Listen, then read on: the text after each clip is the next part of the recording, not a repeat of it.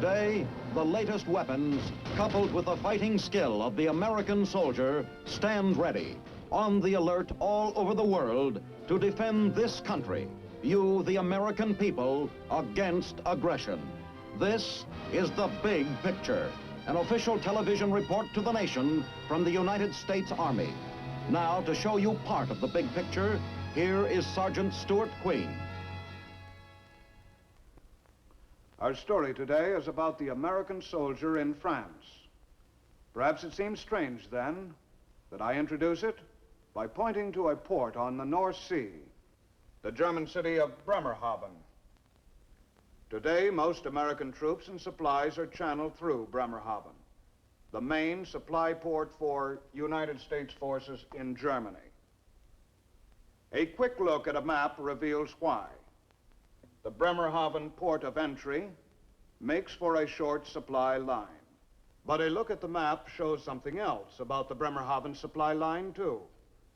Its closeness to potentially hostile forces to the east. In a word, its vulnerability. It was for this reason that a second supply line had to be established on a standby basis.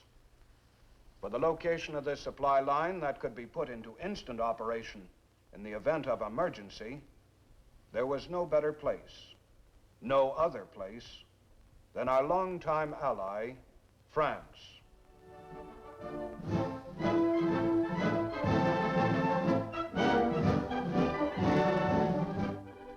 Five o'clock in the afternoon at a small military installation somewhere in France, into an ancient courtyard marches a company of American troops. It is retreat, the traditional ceremony at sunset, when the day's work done, the flag is lowered. Two flags fly overhead, the red, white, and blue, and the tricolor of France. And now a unit of French troops is drawn up at attention as the standards of two allied nations are slowly drawn down.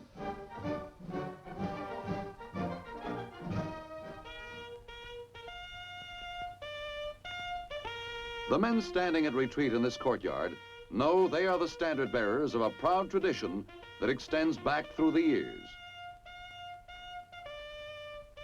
For this is the third time United States servicemen are on active duty in France.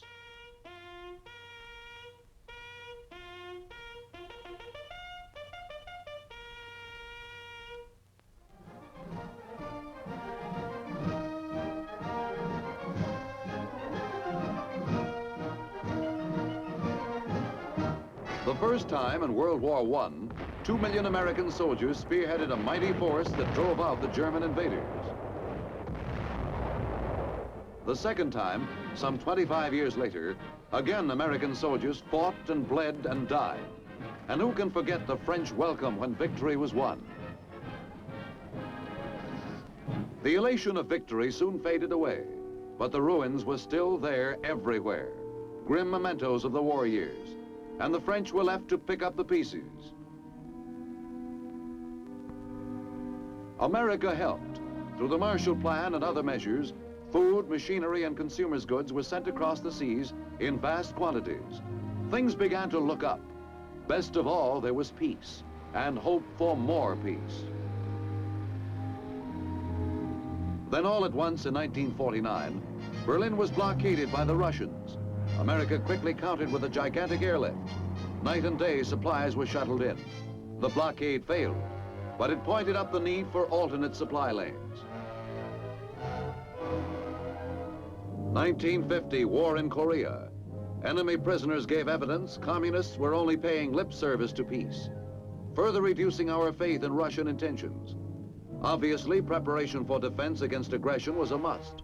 And to Western Europe, where a look at a map affirms France's strategic importance, American troops were sent in increasing numbers.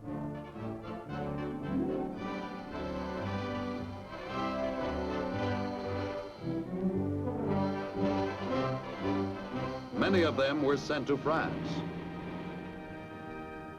Now our presence in France is something special for a military organization, as special as the unique monuments and buildings that connote La Belle France to all the world.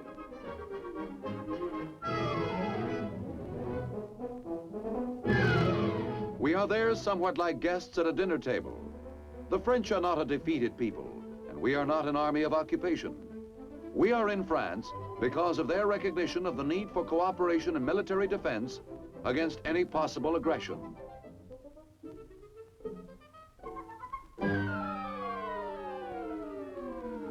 All too many people think of France primarily in terms of the glittering nightlife of Paris. The pounding rhythms of the can-can, ooh la la, and gay Paris. Perhaps the flash and dazzle tend to obscure for foreigners the real France. A great agricultural nation, where in many areas, fertile black loam farms extend as far as the eye can see. France is also an industrial leader. Even though wars have hindered the growth of her industries, French production records compare favorably with those of any other country. French skill working at French machinery represents an important element in the defense production program of the free nations today. And its national shipping industry ranks with the topmost, and a proud French name is borne by more than one Queen of the Sea.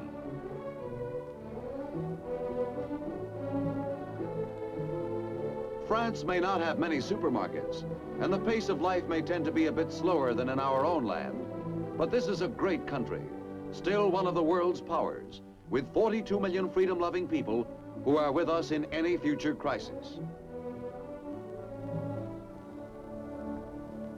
Working closely with their French comrades in arms, some Americans stationed in France are assigned to duty with NATO, the North Atlantic Treaty Organization.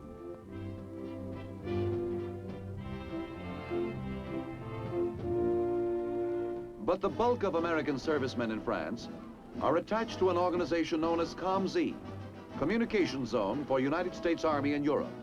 Headquarters are located in Orléans, about 70 miles south of Paris. With headquarters at Verdun, there is an advanced section in the northeastern part of France.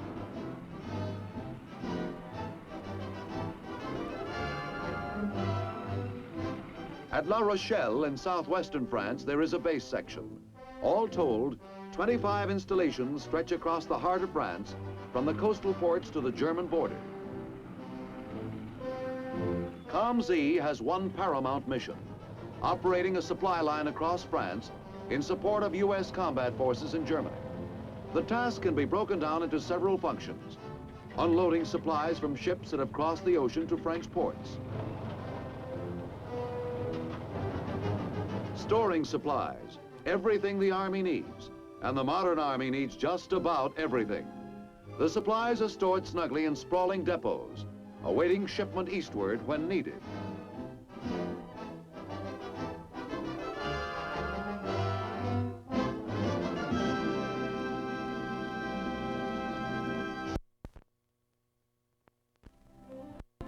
Unloading supplies, storing supplies, and maintaining them in tip-top condition. This is another key job performed by the men of COMZ, or French civilian employees under their supervision. Materiel is regularly examined. If in good condition, back it goes into stock. If not, if it has rusted or become obsolete, corrective action is promptly taken. Take a typical grenade maintenance section, for example. At the refusing area, grenades whose fuses have deteriorated from age and weather are made active again by the insertion of new fuses. Elaborate safety precautions are taken. After the fuse is set lightly in the grenade, it is placed on a cradle in a protective box, and with a few turns of a handle, the new fuse is tightly screwed into the grenade within the protective box.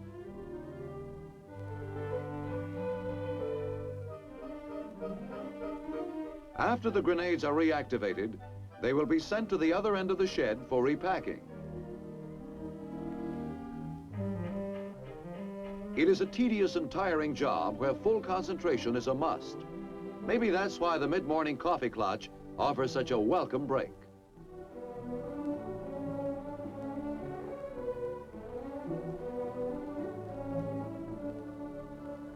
Yes, supply maintenance means work, as is indicated by the piles of 5-gallon gasoline cans which dominate the landscape of many COMZ depots.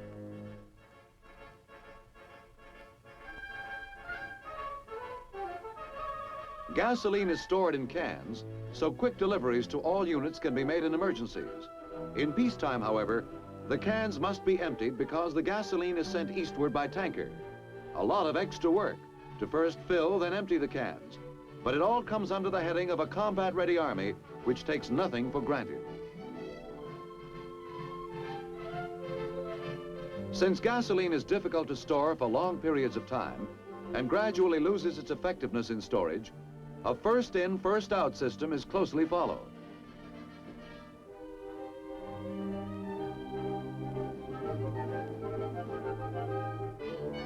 All kinds of tests are conducted on fuel products, their containers, and methods of storing.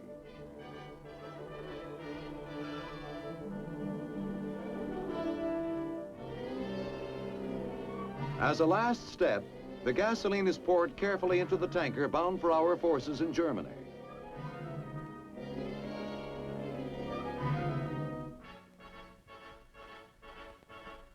Most COMZ supplies are carried across France into Germany by freight car and truck, and dispatchers are always busy final checking the shipments. But pipelines are not ignored as a means of fuel transport. Under COMZ supervision, a pipeline has been laid from Saint-Nazaire on the west coast to Metz near the German border. It was a tough, wearisome job. Elaborate precautions were taken to protect the pipe, both on the inside and the outside. Multiply this effort by miles and miles of pipeline, and the enormity of the project comes through. Hot, sticky tar allows the impregnated craft paper to take hold firmly, protecting it from the elements, ground abrasions, or underwater conditions, depending on the locale of the pipe section.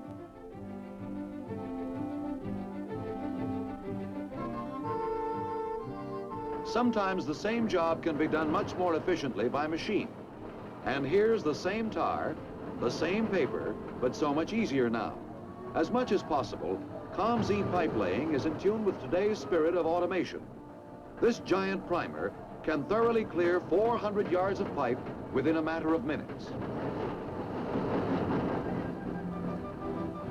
Whatever the terrain, steep hills, swamps, city areas, or rivers, the pipeline is relentlessly pushed through, another channel in an assembly of supply lines to meet the needs of Western Europe's combat forces. An important aspect of the soldiers' activities comes under the heading of training. And training in France is often synonymous with a coined word, NODEX, New Offshore Discharge Exercises. NODEX is a training exercise that usually starts off at a briefing session where invited guests, NATO officers, civilian technicians, and key soldier personnel are informed of the specific problems of the exercise. In a shooting war, the use of ports and harbor facilities is often a luxury. That's the reason for NODEX operations, to train the COMZ organization to operate at various sites and discharge greatly increased tonnages without the use of fully developed port facilities.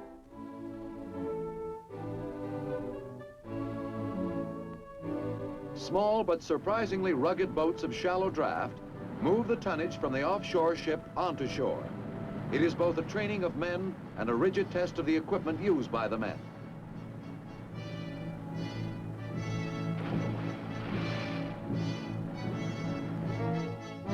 On the basis of these NODEX operations, recommendations may be proposed for changes in both equipment design and training techniques.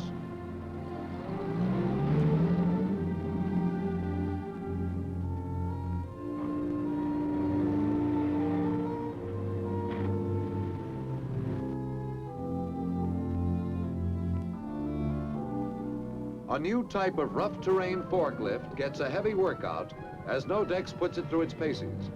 It's a rugged piece of equipment, but it also has a touch as light as a French souffle. And since a big part of its job is depositing boxes of explosives here, there, and everywhere, gentleness is a virtue.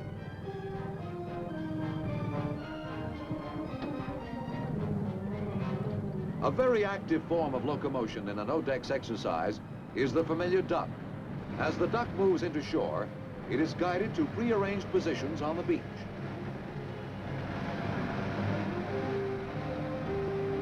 Cranes stand ready to unload the cargo into a line of waiting trucks. The trucks will carry the cargo to the railhead in the area. A mountain of materiel, and every bit of it accounted for. No-decks men are everywhere. They are on the ships, in the holds, or operating deck machinery. They move through the surf in ducks, LCUs, or LCMs. They pile crates in neat stacks.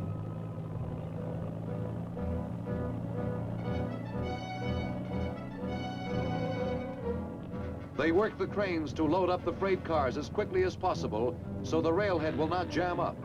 Yes, no-decks men are everywhere.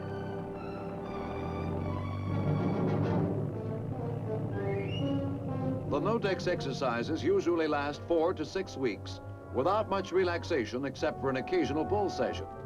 When there's a moment to spare, the soldier likes nothing better than resting those weary bones and getting some shut-eye. Yes, no-decks with more than a month of sustained practice in moving cargo across the beaches to our forward troops is strictly all work and no play. Whatever his duties, every soldier is fundamentally a fighting soldier. Throughout COMZ, bivouacs, hikes, firing exercises, and obstacle courses are frequent activities, all designed to toughen the men and keep them tough. All enlisted men and officers must pass physical fitness tests annually. A top-grade fighting man who is ready for anything, who knows soldiering from A to Z. That's one way to describe the COMZ soldier. Looking at the neat barracks, it's easy to forget that only a few years ago, conditions were nowhere like this. Since French property could not be commandeered, some camps were literally rooted out of forests and swamps, and are today healthy and comfortable places to live, work, train, and worship. Food is served in comfortable, cheery surroundings, and an honest effort is made to make the 3 per day necessity of eating less a need and more a pleasure.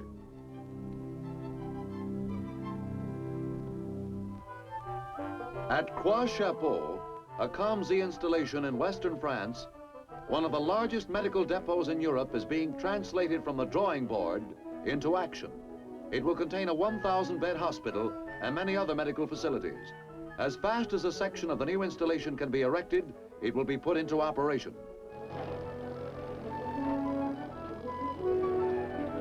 No stone is left unturned to meet the medical needs of soldiers and their dependents.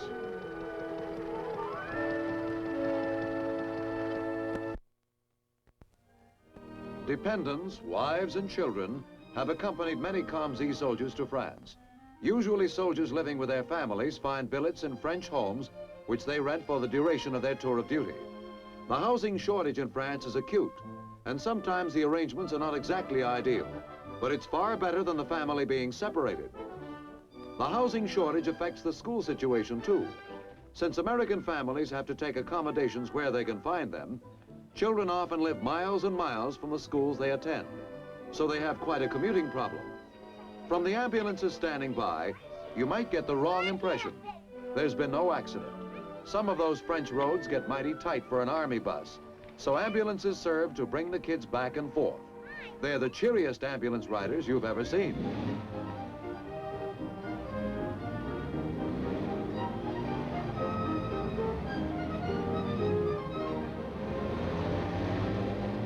Every spring, the outdoor athletic season starts in earnest, with many a pleasant hour pegging that baseball around.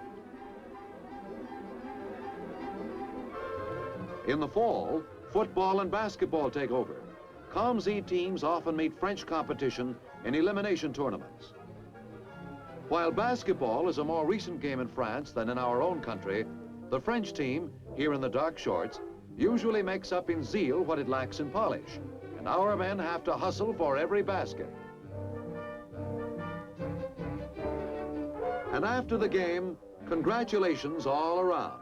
Whatever side wins, score 1 for better French-American relations. One can hardly walk through a street in France, certainly one cannot live there, without partaking of that national institution, the Sidewalk Cafe.